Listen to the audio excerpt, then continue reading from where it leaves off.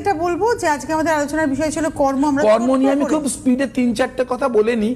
যে প্রথম কথা, কর্মের 9টা নক্ষত্র হচ্ছে কর্মের নক্ষত্র, কিন্তু 2026-এর জন্য এফেক্টিভ নক্ষত্র হচ্ছে পুষ্যা, এফেক্টিভ নক্ষত্র হচ্ছে পুনর্বসু, এফেক্টিভ নক্ষত্র হচ্ছে অশ্লেষা, এফেক্টিভ নক্ষত্র হচ্ছে মঘা। এই 4টে হচ্ছে খুব এফেক্টিভ নক্ষত্র।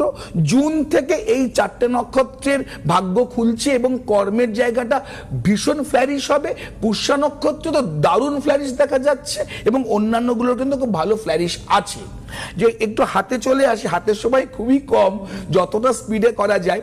যদি আমি হাতটা দেখি তো হাতে আমি দেখতে পাবো যে হাতের জায়গা, 1 মিনিট আমার পেনটা পকেট থেকে বার করে নি। হ্যাঁ, ওইখানে হাতটা দেখাচ্ছে। ওই হাতে লক্ষ্য করুন, যেটা নাকি আমাদের রিং ফিঙ্গারের এখানে যে প্যাডিং, অর্থাৎ এই গোল জায়গার ওপরে যে প্যাডিং, এই প্যাডিং যতটা ভালো হবে তত আপনার কর্মভাগ্য ভালো হবে, তত হাতে পয়সা করি আসবে।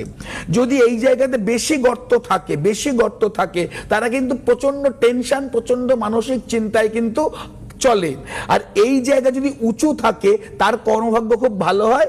এবং এই জায়গা যদি এই ক্ষেত্র এই জায়গাটা ফোলা থাকলে তারা কিন্তু মার্কেটিং এ দারুণ রেজাল্ট করে। হাতে সময় নেই, নাহলে অনেক কিছু বলতাম, বলা হলো না। এমনিতেই হাতে সময় নেই। আপনারা যোগাযোগ করতে থাকুন আর প্রত্যেক শুক্রবারের এই অনুষ্ঠানের জন্য